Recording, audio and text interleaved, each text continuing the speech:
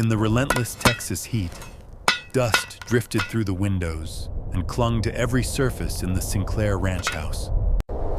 Maggie Sinclair, 43, pressed her palm against the cracked kitchen counter, her gaze fixed on the faded photograph taped above the sink. A little girl with windswept blonde hair, eyes squinting in the sun, arms thrown around the neck of a coal-black stallion. Maggie's throat tightened. Years had slipped away since that terrible day when her world had unraveled, and yet loss hovered in every room, every shadow. Outside, the dry wind rattled the barn doors, and a low, impatient whinny cut through Maggie's reverie. She moved stiffly, her body aching from weeks of restless nights, and stepped out onto the porch. The fields stretched barren before her, grass scorched to brittle yellow threads. Somewhere out beyond the fence line, her debts were piling up. Final notices, overdue bills, foreclosure threats, all demanding more than she had to give. She walked to the paddock where midnight waited, muscles taut, coat shimmering with sweat. He was all sinew and wildness, eyes glinting like polished jet. Maggie remembered when he'd arrived as a gangly colt, a gift from her late husband, and how her daughter, Lily, had taught him to trust. Now, with Lily gone and the ranch on the brink, midnight was all she had left. But even he, it seemed, would not be hers for much longer. She gripped the weathered rail, watching midnight's restless circling. The upcoming auction gnawed at her conscience. If she didn't sell him, she'd lose everything. If she did, she'd lose him too. Rachel's pickup rumbled up the drive in a cloud of gravel and dust. Rachel Daniels, her oldest friend and the only lawyer in town willing to help, leaned out the window, concern etched into every line of her face. "You sure about this, Maggie?" Maggie managed a thin smile. "Don't see another way. If I don't pay what I owe, they'll take the ranch." Rachel got out, boots crunching. "Midnight won't go easy. He's never belonged to anyone but you. And Lily." The name hovered between them, heavy and unspeakable. Maggie blinked hard. "He'll adapt. Horses do." "Some do," Rachel replied quietly. "But he's different. He's still looking for her, you know." Maggie almost laughed, a brittle, exhausted sound. "Aren't we all?" At dawn, the auction yard buzzed with activity. Trucks lined the dirt road, trailers clattering, cowboys in faded hats swapping rumors. Maggie led Midnight from the trailer, feeling the weight of curious stares. He tossed his head, nostrils flaring at the unfamiliar smells. Maggie kept her hand steady on his halter. She saw the looks, pity from neighbors, predatory interest from strangers. A few recognized her as the Sinclair widow. Others whispered about the tragedy she carried with her like a brand. The auctioneer greeted her with an oily smile. "Fine animal, ma'am. He'll fetch a good price. Might even draw out some big city buyers." Maggie nodded, throat tight. She signed the paperwork with trembling hands. The pen felt heavier than any branding iron she'd ever held. The sun climbed, and the first lots cycled through. Steers, old mares, weathered workhorses. Then it was Midnight's turn. Maggie led him into the ring, his hooves clapping sharp and defiant against the boards. He stopped in the center, tail lashing, muscles rippling under his dark coat. The crowd murmured, some admiring, some skeptical. The auctioneer raised his gavel. "Here we have Midnight, prime Texas stallion, spirited, well-trained. Who will start the bidding?" Maggie's heart pounded in her ears. She tried not to look at Midnight, not to meet his eyes. But his presence was impossible to ignore. Larger than life, unmoved by the commotion. A few hands went up. The bidding started. A grizzled rancher from out east, a slick young man in city boots, a woman with cold blue eyes. The numbers ticked up, slow at first, then faster. Maggie heard none of it. Her whole world was the black stallion beside her. Suddenly, as the auctioneer called for the next bid, Midnight stiffened, his ears pinned back, his gaze fixed on a barren patch of earth near the far fence. He stamped, then lunged forward, jerking the lead from Maggie's hands. The crowd gasped. "Whoa, easy now!" Maggie started forward. Midnight was digging. With a wild, furious energy, he pawed at the dirt, nostrils flaring. Dust flew. The auctioneer tried to call for calm, but the commotion drowned him out. The crowd surged forward, drawn by the spectacle, a horse gone mad, tearing at the ground as if possessed. "Someone get a rope," barked the auctioneer. But Midnight wouldn't be restrained. He kicked and scraped, hooves gouging a pit into the hard-packed earth, sweat foaming on his neck. Maggie's heart lurched. This wasn't panic. This was something else. A determination she'd never seen before. Rachel pushed through the crowd, grabbing Maggie's arm. "What's he doing?" I don't know. He's never acted like this." The auction ground fell silent, every eye fixed on the black stallion and the patch of ground he refused to leave. Even the auctioneer, usually so quick with jokes and patter, stood slack-jawed. Finally, Midnight stopped. His chest heaved, sides trembling. At his feet, the earth was churned and exposed, no longer barren, but marked by something dark and oily glistening in the dust. The moment hung, breathless. Bidders lowered their paddles. The sale ground to a halt. Maggie knelt, reaching out. Her fingers brushed the oily soil, and a chill ran up her spine. For the first time in years, Maggie felt the winds of fate shift. Midnight had not just refused to be sold. He'd unearthed a secret, and every soul in that yard sensed it. Maggie rose slowly, wiping her hand on her jeans, her mind racing.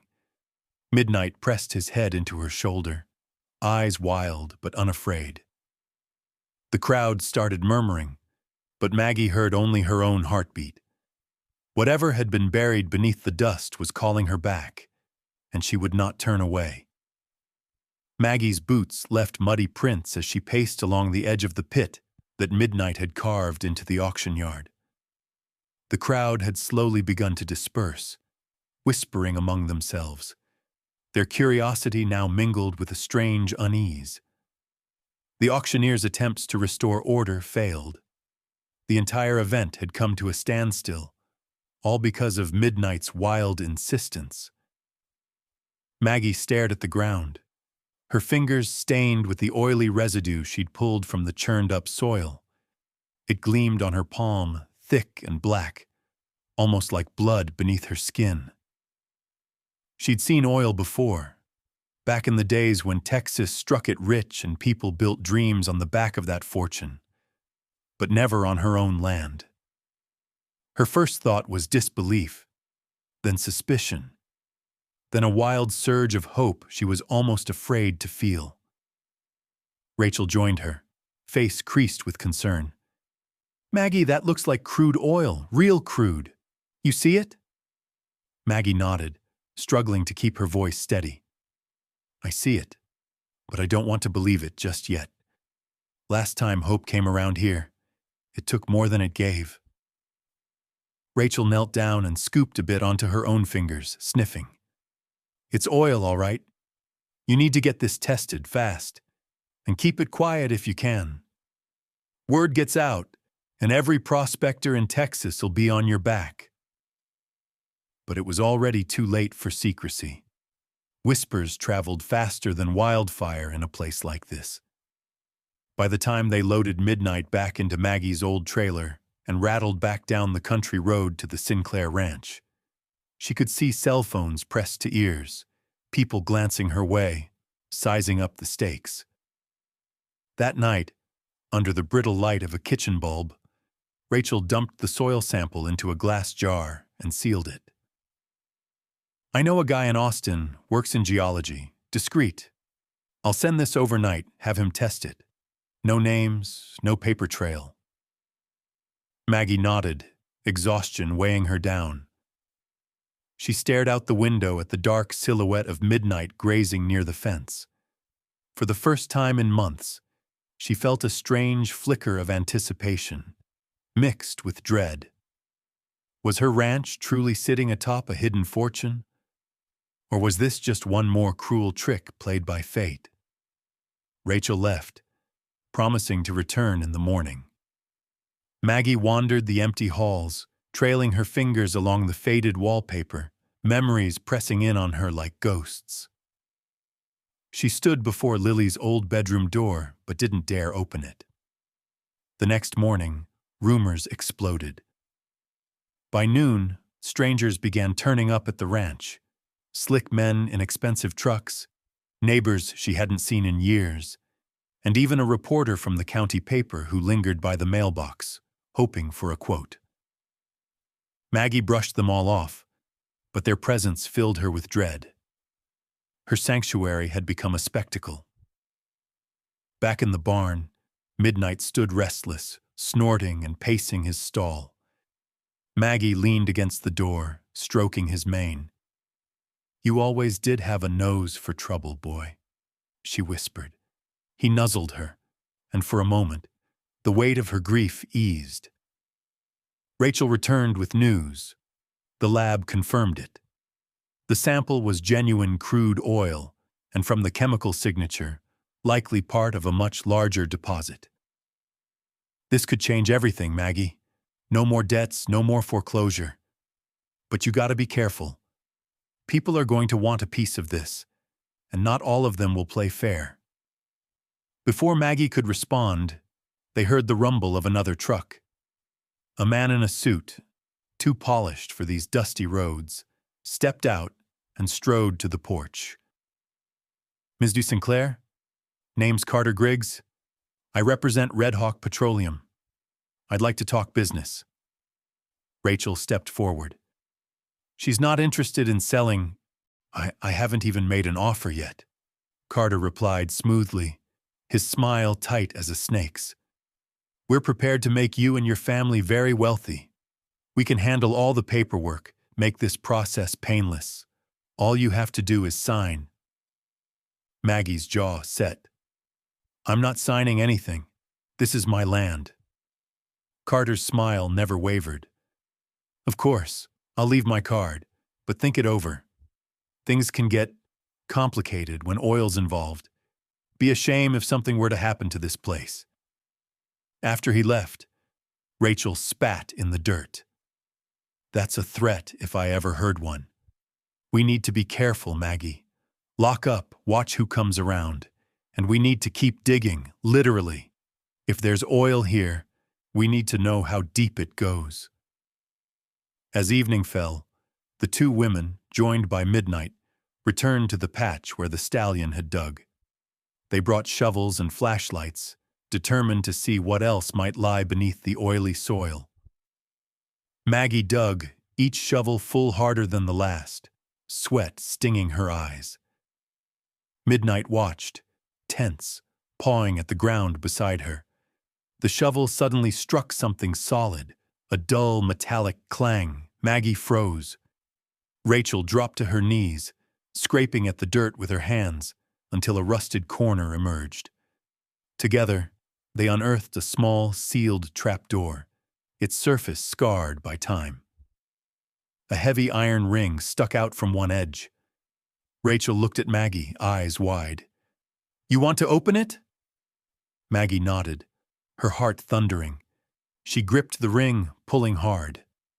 The trapdoor groaned, then sprang open, releasing a wave of musty air. Rachel shined her flashlight into the darkness below, and they saw a narrow wooden staircase descending into an old cellar.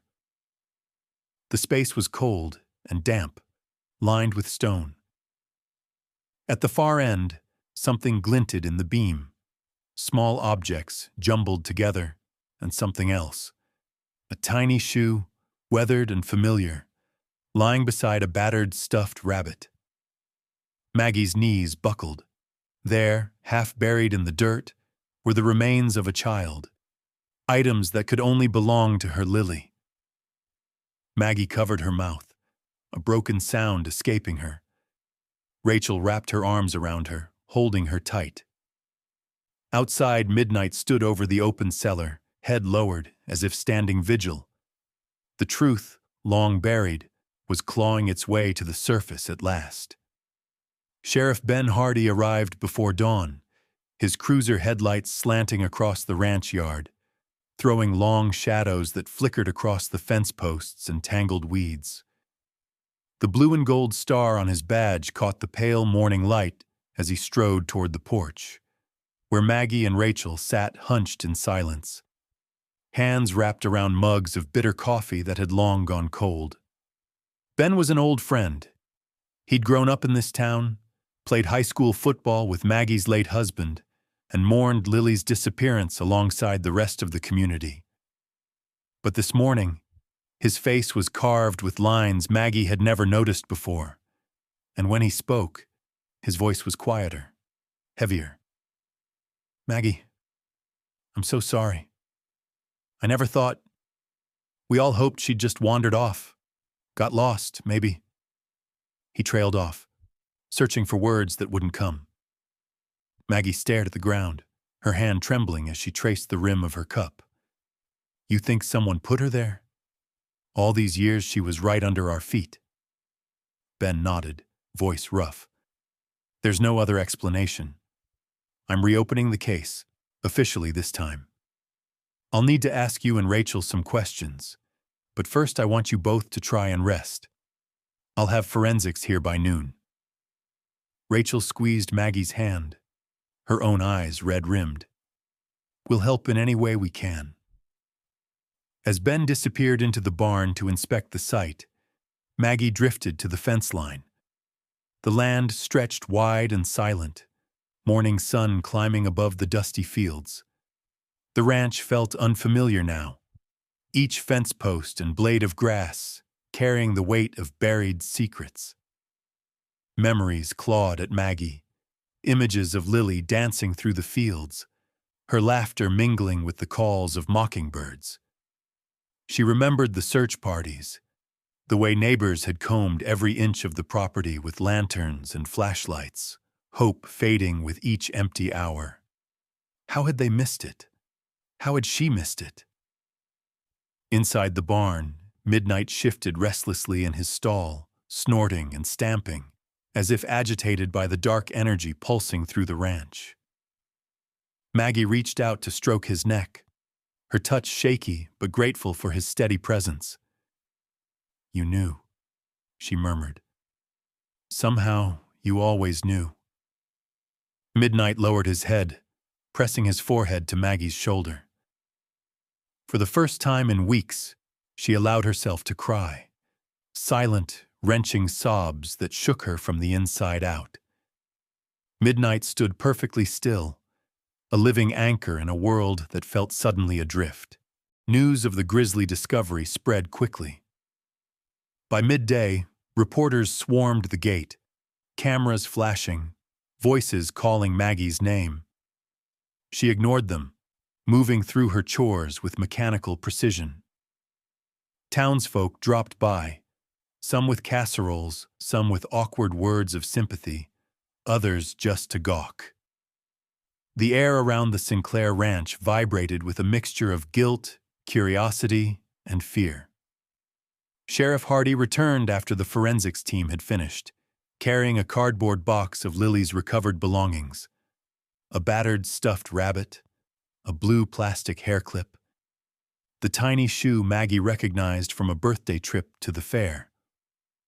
Maggie ran her fingers over each object, as if they might somehow warm to her touch. "They'll run tests," Ben said softly.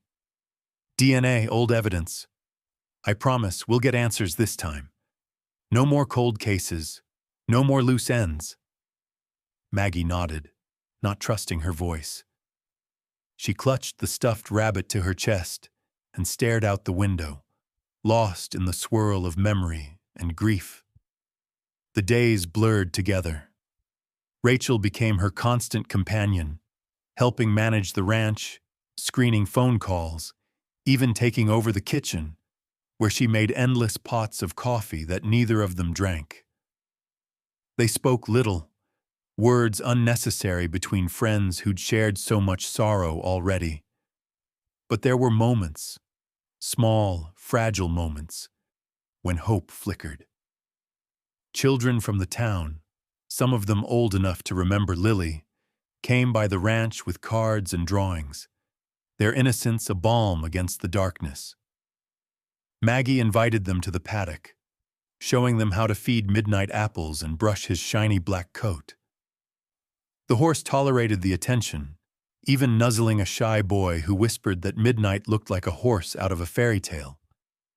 Late at night, when the house was quiet and the world outside was painted in moonlight, Maggie wandered the halls, the box of Lily's things clutched tightly in her arms.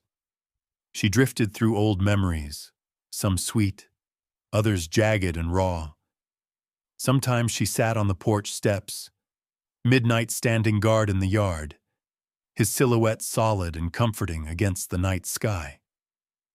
Sheriff Hardy called every few days, each time with little progress to report. The case, so cold for so long, was proving hard to thaw. Evidence had decayed, witnesses had forgotten details, memories had blurred around the edges. But Hardy's determination never wavered. "We're not letting this go, Maggie. I owe that to you, to Lily, to everyone who's lost a child and never got answers." Rachel often found Maggie in the barn, sitting on a hay bale, her fingers twined in Midnight's mane. "You're stronger than you think," Rachel would say quietly. "You always have been. You survived the worst night of your life. You'll survive this too." And somehow, Maggie did. With Rachel's steady presence and Midnight's silent companionship, she found herself inching back toward life, even as she grieved. She cleaned the old tool shed, mended fences, mowed the tangled grass. Small victories, mundane perhaps, but they were hers.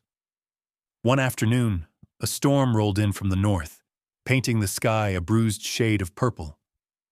Maggie watched from the porch as rain pelted the dust, turning it to slick mud. Midnight danced in the paddock, tail flying, reveling in the wild energy of the weather.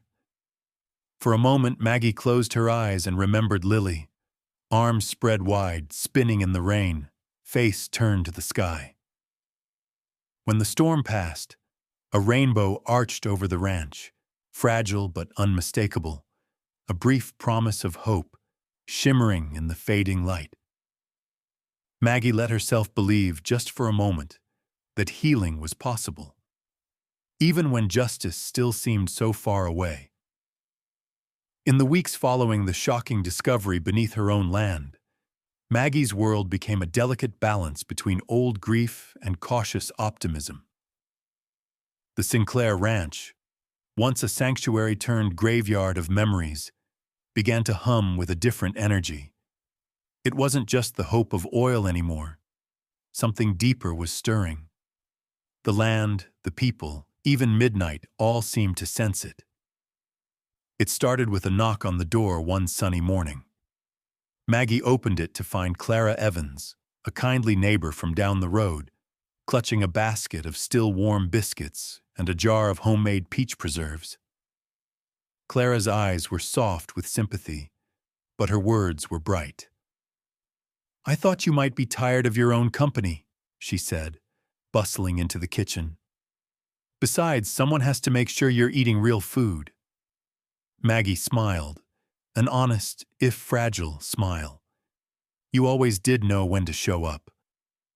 Over coffee, Clara talked of ordinary things, church news, a neighbor's runaway calf, the price of feed. For the first time in months, Maggie let herself sink into the comfort of small talk. It was a reminder that life outside her pain still moved forward. Word spread through the town. Some came to offer support, others drawn by curiosity about the oil rumors. A few brought casseroles, fresh bread, or jam. Even old Mr. Tuttle, a notorious grouch, showed up with a bag of dog food and a stiff pat on Maggie's shoulder. Each visitor brought a bit of normalcy back to the ranch, but Maggie quickly learned that not all attention was so kindly. Developers circled like buzzards, dropping off business cards and contracts in her mailbox. Some of the townsfolk she'd counted as friends hinted about investing in drilling or asked probing questions about her plans for the ranch. She answered with vague shrugs, trusting only Rachel, who remained her fiercest defender and confidant. Rachel often spent nights at the ranch now, sleeping on the pull-out couch in the living room. She pored over legal papers, making calls to Austin, doing her best to protect Maggie's interests from a legal perspective. Sometimes they'd sit in the kitchen long after midnight, sharing stories about Lily, remembering the joy and light the little girl had brought. Amidst the tension, Maggie found herself drawn to the land again, walking its boundaries, tending the fences and horses, cleaning the old barn. It was during these times that Midnight became more than just a companion. He was a guide, almost a guardian. He'd nudge her away from the house when she grew restless, leading her to the far pastures where the wildflowers still dared to bloom. One afternoon, Maggie found herself by the creek where she and Lily used to picnic. The spot was overgrown, memories tangled in the tall grass. Midnight followed her, head down, and paused beside the water's edge. Maggie sank to the ground, pulling her knees to her chest. She spoke aloud, her voice lost in the wind. "I miss her. Every minute, every day." Midnight pressed his warm muzzle against her shoulder. Maggie closed her eyes, letting the sun and the silence soak through her bones. She wasn't sure how long she sat there, but when she finally stood, she felt lighter, like some burden had shifted, if only by an inch. On Saturdays, children from town began to visit the ranch, drawn by the legend of Midnight, the horse who found the truth beneath the dust. They came in twos and threes, shy at first, then bolder. Maggie taught them to brush Midnight's gleaming coat, how to talk softly so as not to startle him. The horse seemed to understand their awe, standing motionless while small hands patted his side or tangled in his mane. One boy, Jacob, asked, "Is it true Midnight can find treasure?" Maggie laughed, a sound she hadn't made in too long. "He's got a gift, that's for sure. But maybe what he finds isn't always gold or oil. Maybe it's things people need to remember." Jacob considered that. "Like missing people?" "Sometimes," Maggie said quietly. "Sometimes exactly that." Rachel watched these visits with approval. "This is good for you, Maggie, for all of you." The women took to walking the ranch in the evenings, Rachel often carrying a thermos of sweet tea. They talked about the legal battles to come, the renewed investigation, but also lighter things, gardening, music, the changes in town since they were young. As spring ripened, Midnight led Maggie to places she'd avoided for years. The barn loft where she'd stored Lily's old toys, the orchard where her husband once carved their initials into an ancient pecan tree. Each visit was a quiet confrontation with grief, but also a chance for healing.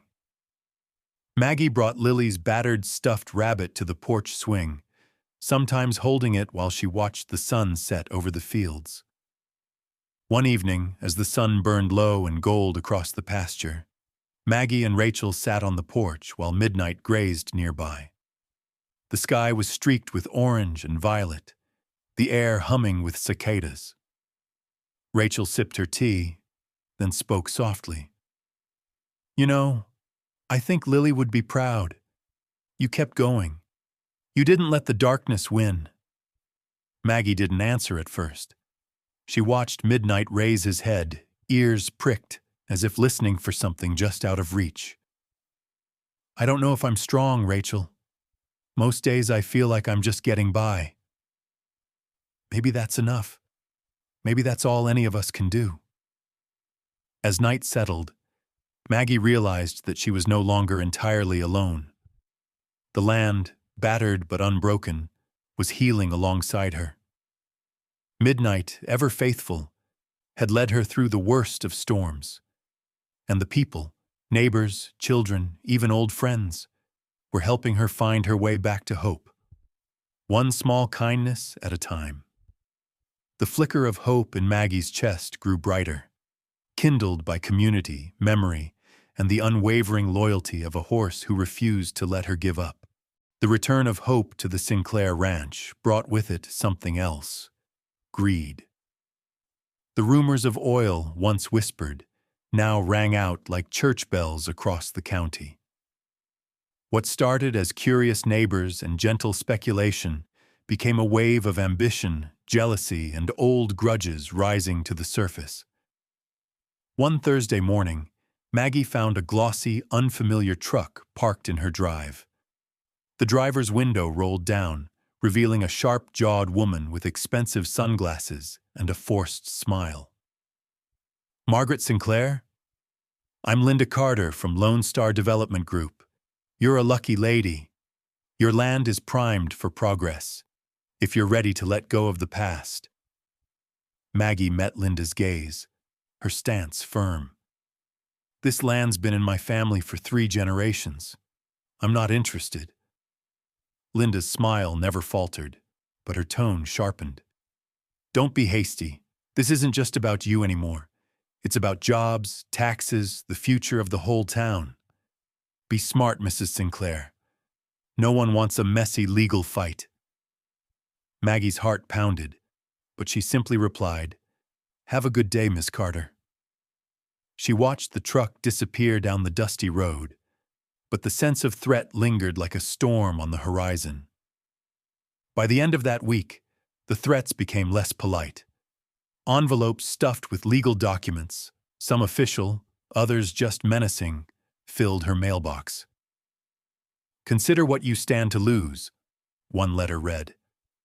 Another, scrawled in red ink, warned, "Leave the past buried, or you'll lose more than your land." Rachel read the messages, her jaw tight. "This is intimidation, plain and simple. I've seen it before with land disputes.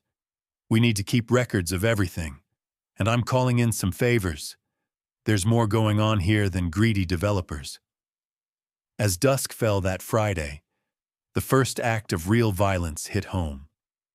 Maggie returned from the feed store to find her barn doors wide open, the scent of smoke still hanging in the air. Hay bales had been slashed, tools scattered, and a cruel message carved into a wooden beam: "Run." Midnight stood unharmed, but wild-eyed, his flanks flecked with sweat. Maggie rushed to him, her hands trembling as she checked for injuries. "Easy, boy, I'm here," she whispered, stroking his neck until his muscles slowly relaxed. Rachel arrived minutes later, having seen the smoke from the road. She pulled Maggie close. "They're trying to scare you. We're not backing down." Sheriff Hardy arrived soon after, his expression grave. He took photos, dusted for prints, and questioned neighbors. But he knew, just like Maggie did, that most folks in town would rather keep silent. Oil had a way of making even good people turn their eyes away. "Let me know if anything else happens," Ben said, his voice low. "And if you see anyone suspicious, call me day or night. I don't like the feel of this, Maggie. There's something old and ugly waking up in this town."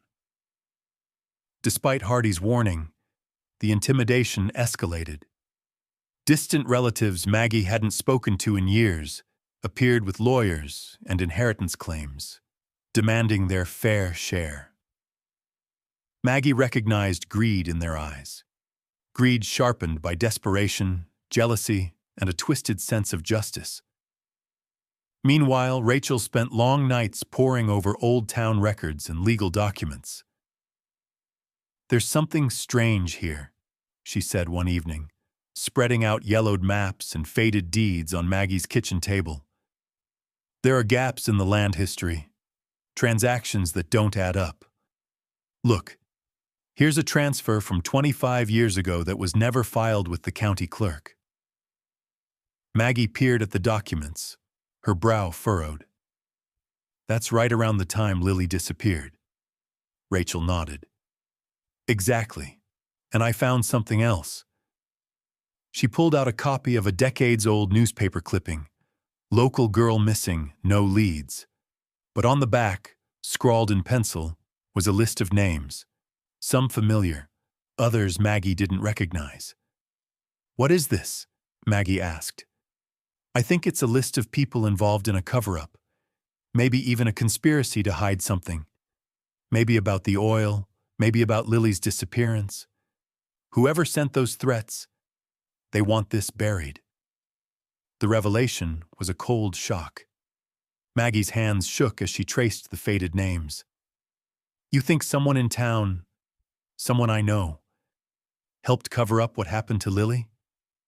Rachel's eyes were sad, but resolute. I think someone's gone to a lot of trouble to make sure the truth never comes out. And I think the oil, this land, is at the center of it all. That night, Maggie barely slept. Every creak of the old house made her jump. Outside, wind rattled the barn door, and she thought she saw headlights down by the road. Midnight paced restlessly in his paddock, head high, ears swiveling to every sound. By morning, the fear curdled into determination. Maggie met Rachel at the kitchen table, her voice steady. We're not selling. We're not running. Whatever's been buried here, whoever hurt my daughter, we're going to find the truth, no matter what it costs. Rachel reached across the table, squeezing Maggie's hand.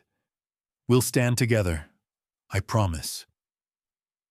But as Maggie looked out at her battered barn, the scorched patch of earth, and midnight watching from the field with unwavering eyes, she knew the real fight was just beginning.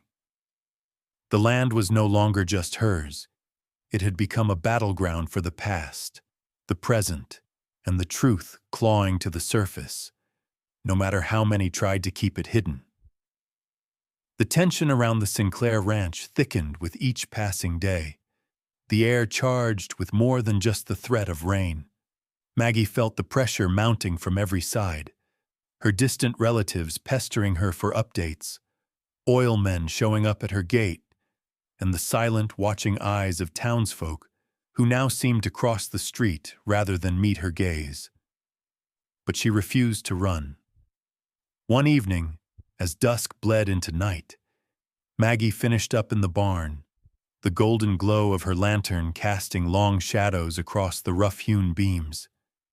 Midnight was restless, his hooves scuffing the dirt as he paced the stall.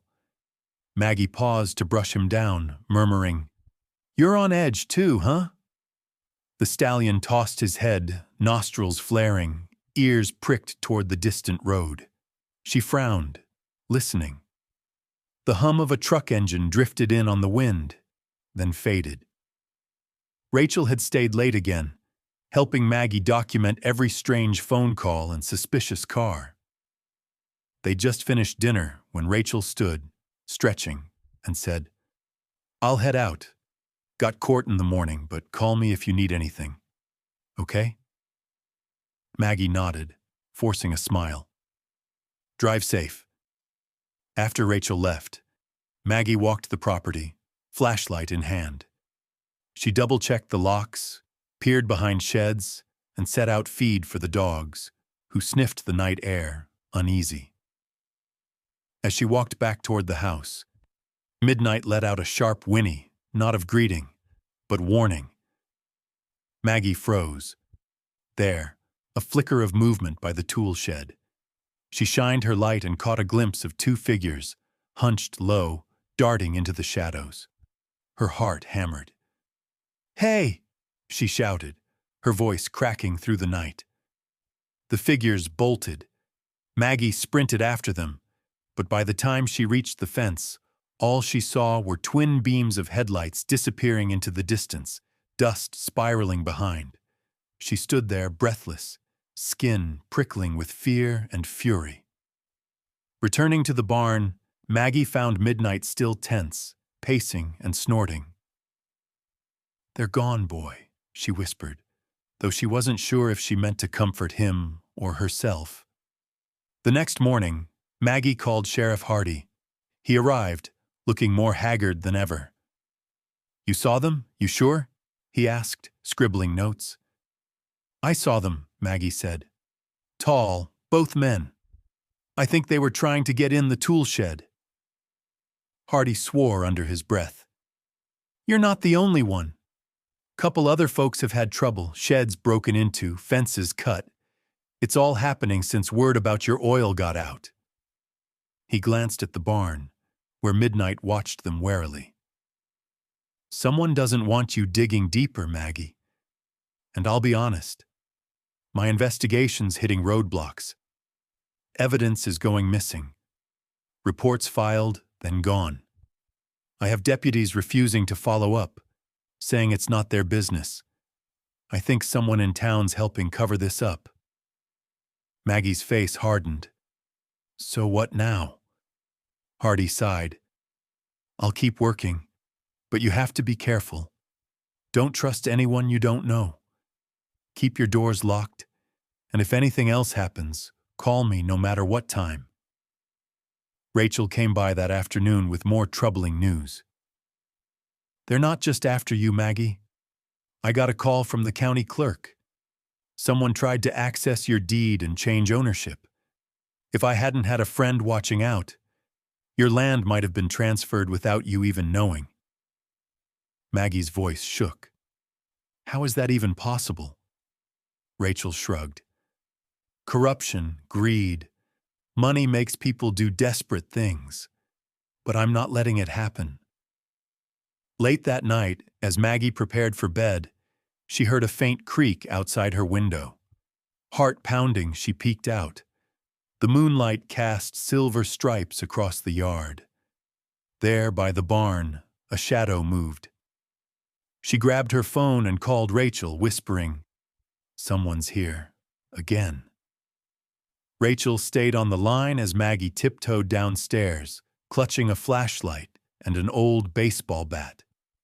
Midnight's loud, angry snort cut through the night. Maggie flung open the back door in time to see a figure dash from the barn with a can of gasoline in hand, a rag trailing behind. The acrid scent hit Maggie hard. "Hey, stop!" she yelled, chasing after the arsonist. Suddenly, Midnight burst from his stall, having broken the latch. He charged at the intruder, rearing and striking out with his hooves. The man stumbled, dropping the gas can as Midnight bore down on him, forcing him back toward the fence. Spooked, the man scrambled over and disappeared into the dark, leaving the gasoline behind. Maggie knelt beside Midnight, breathless. "You saved us, boy." She stroked his neck, feeling his heart racing beneath her palm. Rachel arrived soon after, tires crunching on gravel. She took one look at the scene and hugged Maggie tightly. "That horse is a hero." The next day, word spread fast. Someone had tried to burn down the Sinclair barn. Some neighbors shook their heads in concern. Others avoided eye contact. But a few quietly offered help. An extra pair of hands to mend fences, a new lock for the barn, a plate of cookies with a note reading, "Don't let them win." Still, Maggie felt the isolation of her battle more acutely than ever. Most people wanted the trouble to go away, not to stand up against it. Even the sheriff's efforts were being sabotaged by townsfolk who'd rather bury the truth and the oil than face what really happened on Sinclair land. One evening, as Maggie stood at the edge of her porch, exhaustion and anger swirling in her chest, Midnight wandered up beside her. He nudged her gently, his eyes reflecting the dying light. "We're not giving up, are we, boy?" Maggie said softly. Midnight only pressed closer, steady and unwavering. Maggie realized then, She'd nearly let them scare her into surrender. But not anymore. Whatever it took, she would fight for her family, her land, and the truth that Midnight had started to unearth. They might be standing alone, but they would not stand down. The darkness around the ranch deepened, but inside Maggie's heart, a new determination flared, one that even fire and fear could not destroy. The day the storm rolled in, the sky over Sinclair Ranch was the color of gunmetal, heavy clouds pressing so low it seemed the world itself was shrinking. Maggie felt the pressure in her bones, every old ache thrumming with warning as she rushed to secure the windows and check on the animals. Even Midnight was agitated, circling the paddock, ears pinned back as thunder rumbled in the distance. Rachel called from her office in town, voice sharp with concern. "It's coming in fast, Maggie. You need to get everything locked down and stay inside. Promise me." "I promise," Maggie replied, though she knew in her gut that promises had never been enough to keep the darkness away from her family. Sheriff Hardy had dropped by earlier that day, bringing with him a fresh wave of worry. "I had a file disappear from my desk, Maggie," he said, face grim beneath his hat. "Someone in my own department is working against me. I don't want to leave you alone tonight. But there's a wreck on the highway, and I'm the only one they'll listen to. Lock up tight. Don't answer the door for anyone." Maggie nodded. "I'll be careful, Ben. Just find the truth, okay?"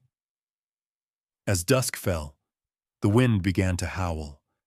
Rain came in sheets, drumming the tin roof so loudly Maggie could barely think.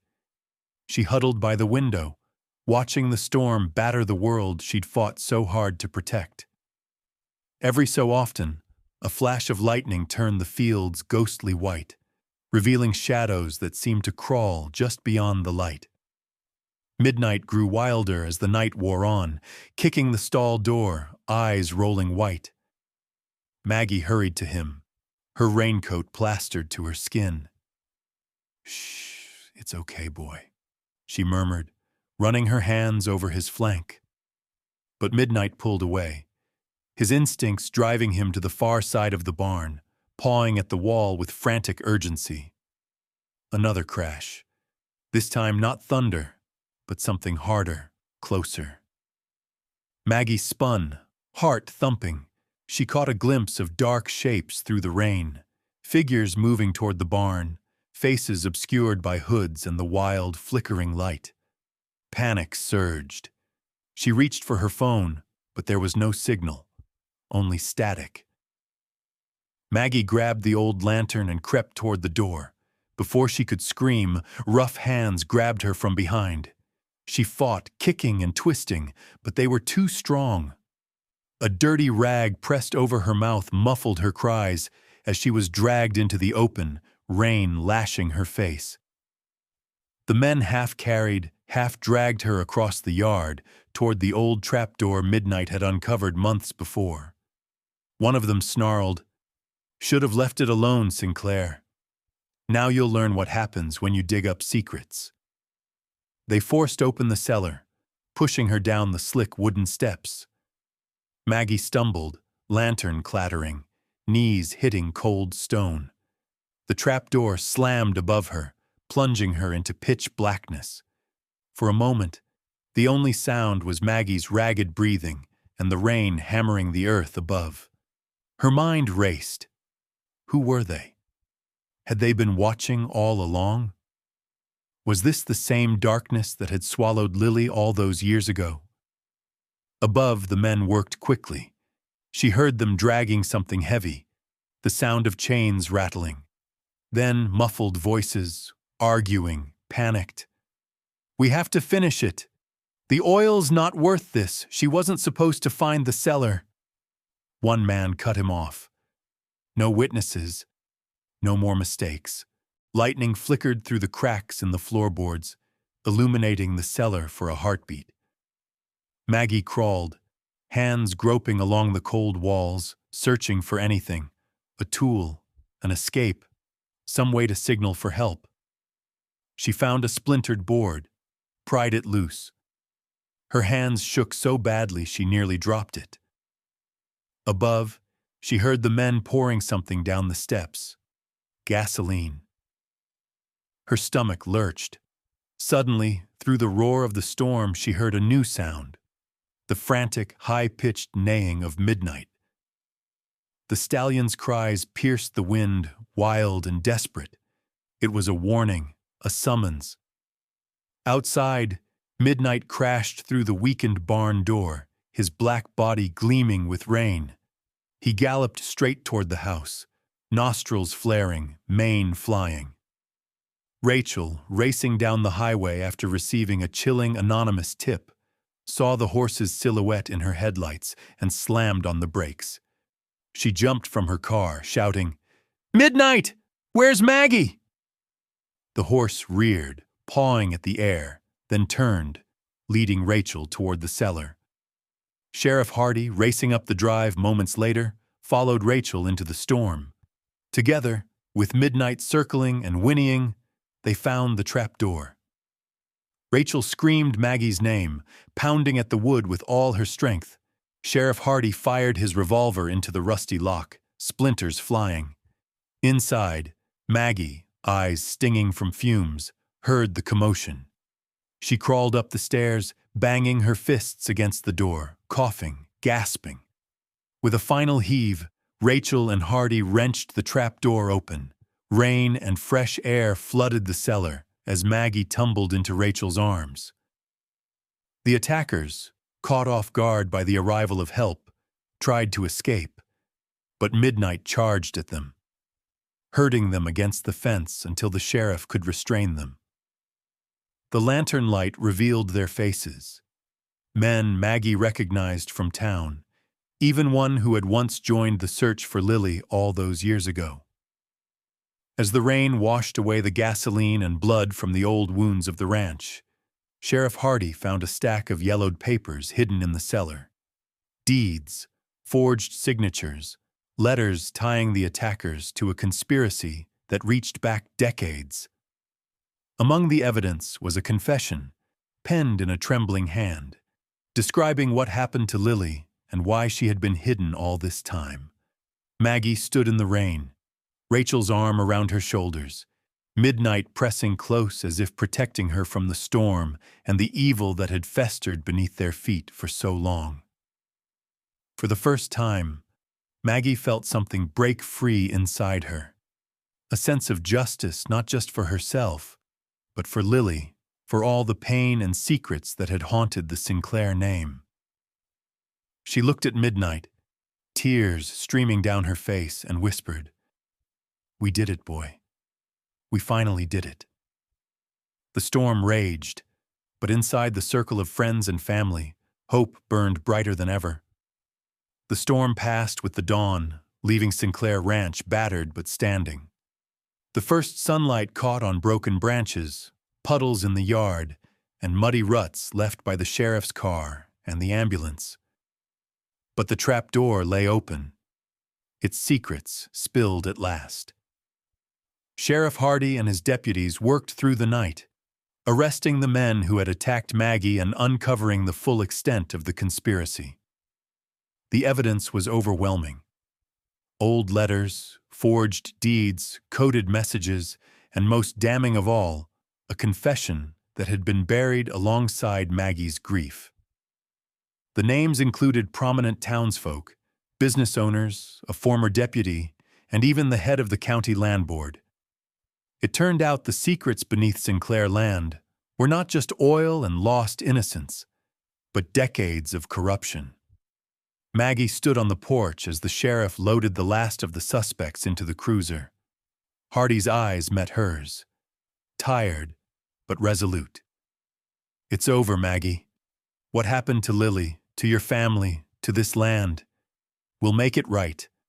I promise." She nodded, unable to find words.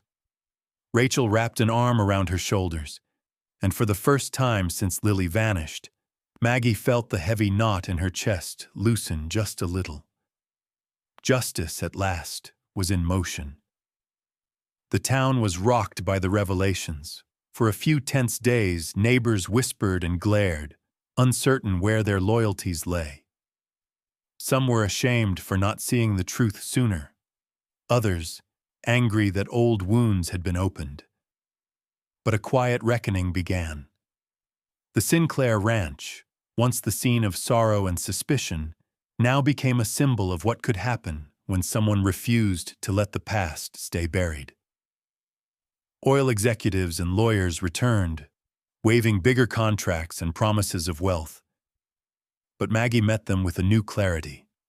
She sat with Rachel in the parlor, staring at a dozen fresh offers. "You could be rich, Maggie. You could have anything you want," Rachel said quietly. But Maggie shook her head. "I've already lost too much for money. I don't want to profit from the place that took my daughter and nearly destroyed my family. If there's anything left in that ground, it should help someone. Not just me."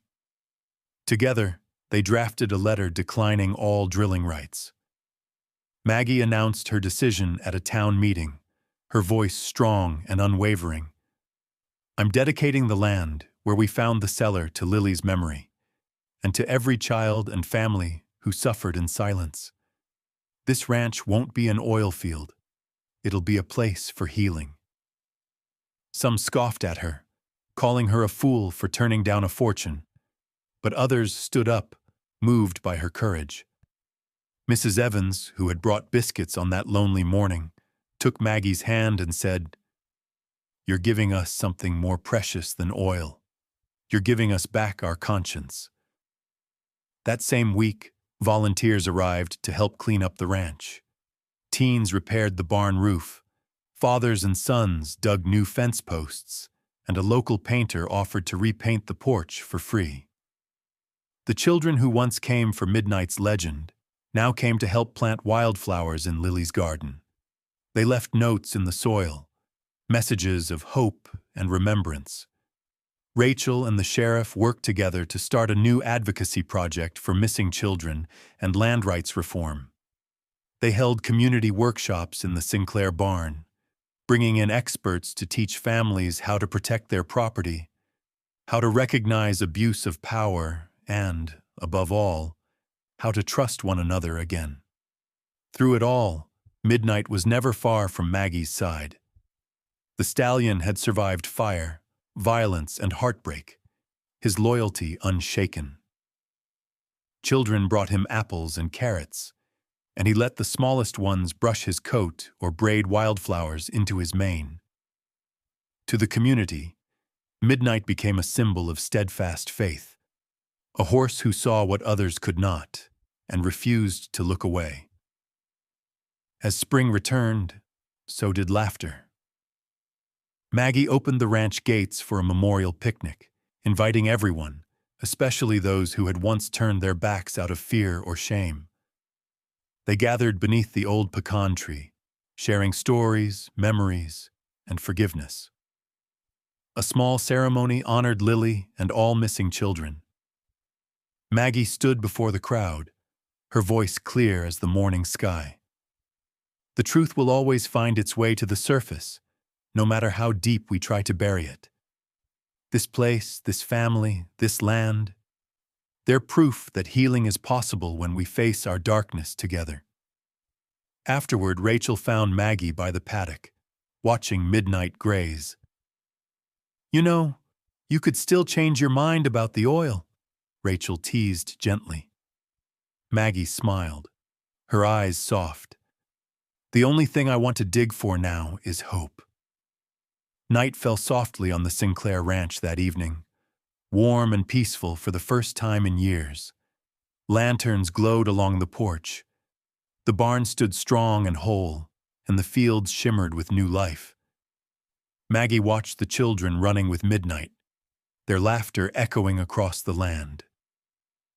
She realized that the future she'd almost lost had returned, not in dollars or deals, but in the strength of community, in the courage to face the past, and in the quiet, unbreakable bond between a woman and her horse.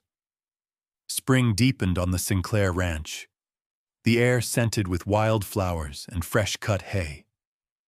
Everywhere Maggie turned, there were signs of renewal. Young grass greening the pastures, new boards on the barn, laughter drifting from the garden where children once more felt safe. The land was healing, and so was she.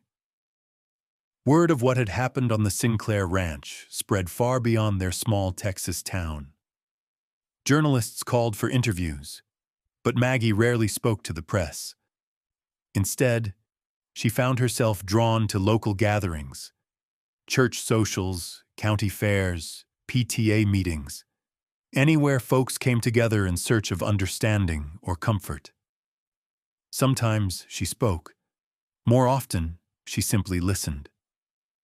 It was at one such gathering, a potluck held in the high school gym, that Maggie first shared her story in public. The room was packed. Farmers, teachers, ranch hands, a few faces she hadn't seen in years. Rachel and Sheriff Hardy sat up front, a quiet show of support. When the organizer asked Maggie to speak, she hesitated only a moment. She stood, feeling the tremble in her hands. Most of you know me, or you think you do. You know about the oil, about my daughter Lily, about what we found beneath our land. But what you might not know is how long I spent afraid of what people might say, of what the truth might cost, of letting myself hope again. She paused, letting her words settle. The silence was deep. No one shifted. No one coughed. I lost Lily years ago. I lost my husband soon after. I almost lost myself in the dark places where guilt and grief can take you. But what I learned, what Midnight, that stubborn horse, taught me, was that running from pain doesn't make it disappear. Only facing it together can we ever find our way back into the light. Rachel wiped at her eyes as Maggie spoke of the courage it took to challenge not just the people who had harmed her family, but the community's tendency to look away when things grew uncomfortable. We all have secrets buried somewhere, but the longer we pretend not to see, the heavier those secrets become. The truth will fight its way to the surface, sometimes through the most unexpected hands or hooves. There were tears in the room, but also the first flickers of resolve. After the potluck, several women approached Maggie, asking how they could help with the new advocacy project.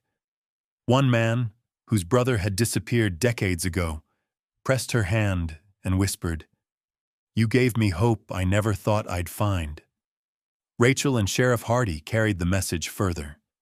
They organized workshops at the Sinclair barn, inviting lawyers, social workers, and law enforcement from all over the county.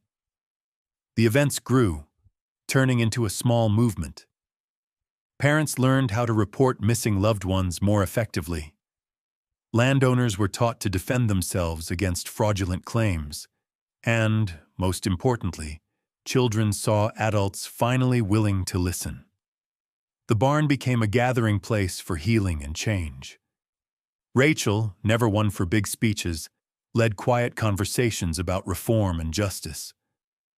Sheriff Hardy, humbled by the failures of his own department, took on a new mission, advocating for the rights of families and for the creation of a missing persons task force. At each gathering, Midnight was there, sometimes standing quietly in his paddock as kids braided flowers into his mane, other times circling the barnyard, his dark presence grounding the community. Maggie knew he was more than a legend now. He was a living reminder of what loyalty and courage could do. As months passed, Maggie's life found a new rhythm. She worked the ranch, hosted families who came seeking solace, and, on long evenings, walked the fence lines with Midnight, thinking about the daughter she'd lost and the gifts her struggle had brought to others. But healing was not always easy, nor was it a straight path. Sometimes, guilt still found her in the quiet of early mornings, when dew clung to the grass and memories pressed close. There were days when the weight of her story seemed too much to share, when she wondered if anything could make up for the years spent in darkness. It was during one of these mornings, as she watched a pair of barn swallows build a nest under the eaves, that Maggie realized what had truly changed. She was no longer alone, not in her pain, nor in her hope. The entire community was learning, together, to face what had once been too difficult to even name. At a town meeting that summer, Maggie was asked what advice she had for others struggling with loss or secrets. She took a long moment, looking around at the familiar faces, at Rachel and the sheriff, at the children gathered by the fence where midnight grazed. "I don't have all the answers," she said. "But I do know this. There is no shame in grief. There is no shame in being broken or afraid. The only shame is in turning away, in letting fear keep us silent.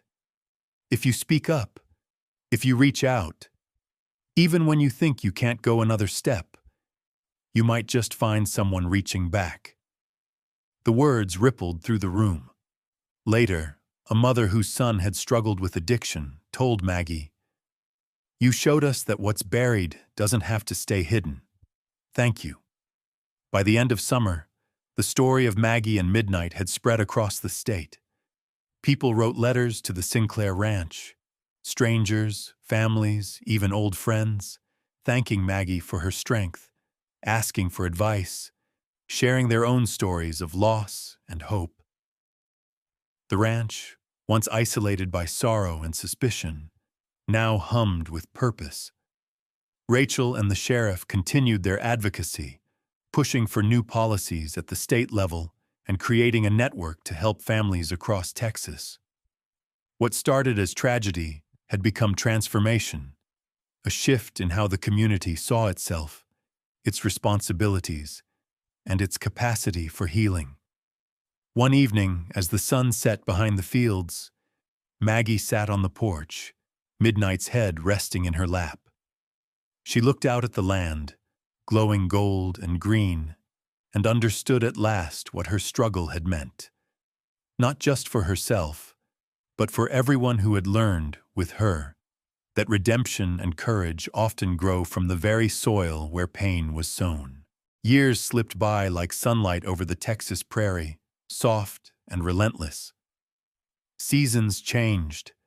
Fields turned from gold to green and back again.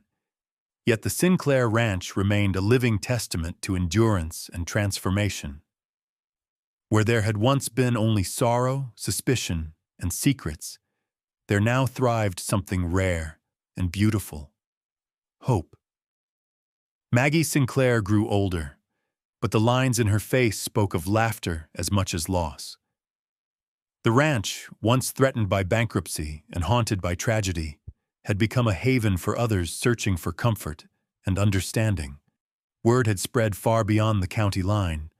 Families from all across Texas, and even farther, came seeking answers, support, or simply a quiet place to remember those they loved and missed. At the heart of the ranch stood a simple building with wide porches and big windows, sunlight streaming across wooden floors worn smooth by the feet of countless visitors. This was the Sinclair Support Center, dedicated to the families of missing children and loved ones lost. Maggie ran it with gentle firmness, her kindness both a balm and an anchor for the people who arrived with broken hearts and trembling hopes. She greeted each family at the door, sometimes with a warm hug, sometimes with a gentle word. She offered strong coffee in the kitchen, a listening ear, and, most important, a promise that they would not have to face their pain alone. Walls were lined with photos and drawings, children whose faces looked out at the world with innocence and longing, each one a reminder that every story mattered. The garden behind the center was a riot of color in spring, wildflowers mingling with sturdy pecan and oak trees. A winding path led to a stone memorial, carved with Lily's name and the names of many others. People left tokens there: pebbles, toys, scraps of ribbon, each one representing a prayer, a memory, or a promise to keep searching, to keep believing. Midnight was still there, his black coat flecked with gray now, his steps slower but no less dignified. Children gathered around him, their laughter ringing through the fields. He carried them gently, posed for countless photos, and sometimes stood perfectly still while a new arrival cried into his mane. To every visitor, Midnight was living proof that loyalty and faithfulness could outlast even the deepest wounds. On warm evenings, Maggie liked to sit on the porch and watch the sun slide behind the distant hills, lighting the sky with fire. She would listen to the wind in the grass, the calls of mockingbirds, and the quiet voices from inside the support center. Sometimes she was joined by Rachel, who still practiced law, but now spent much of her time advocating for land rights and protections for vulnerable families. Sometimes Sheriff Hardy would stop by, now retired but busier than ever, running outreach programs and mentoring young deputies. Together, they would reminisce about all they'd seen and survived, laughing at old stories and marveling at how far they and the town had come. They remembered the night of the storm, the discovery beneath the cellar, the fight to bring justice and healing not only to the Sinclair family, but to a whole community burdened by secrets. Maggie often spoke at local gatherings, her words both simple and powerful. "Courage isn't just surviving what's done to you," she would say. "It's daring to uncover the truth, even when it hurts, and choosing to turn pain into hope for others." Her talks inspired others to share their stories and work for change. Across the state, more support centers opened, modeled after the Sinclair Ranch. Families who once suffered alone now found each other, building a network of care that stretched like a safety net under the feet of anyone struggling through grief. As the years passed, the ranch's legacy grew. On anniversaries, the community gathered at the memorial for candlelight vigils, reading the names of the missing and lighting lanterns that drifted into the Texas sky. School groups came to learn about the history of the ranch and the lessons it offered, about the dangers of silence, the necessity of truth, and the redemptive power of compassion. But for Maggie, the greatest reward was quieter, more personal. It was in the way the children ran through the fields, their laughter as bright as her memories of Lily. It was in the letters she received, sometimes years after a family had visited, telling her that the pain had lessened, that hope had returned, that the wound was healing. It was in Midnight's soft muzzle nuzzling her hand, his dark eyes reflecting the sunrise and the countless stories that had passed beneath the dust. One afternoon, as she walked the property with Rachel and Hardy, Maggie paused at the old cellar, the place where so much pain had once been hidden. Now it was sealed and covered in wildflowers, a sign nearby reading, "May what is buried teach us, not haunt us. May we always have the courage to look and to help others see." She knelt, running her fingers through the earth. "This place used to be a grave for secrets," she said quietly. "Now it's a garden for truth." Rachel smiled. "That's your doing, Maggie. You showed us how to face the darkness." Hardy nodded, removing his hat in respect. "You helped this whole town heal." Maggie looked at her friends, then out across the land. "I didn't do it alone. It took all of us. And it took a stubborn old horse who refused to let me give up." As dusk fell, Maggie sat on the porch with Midnight at her feet, his head resting in her lap.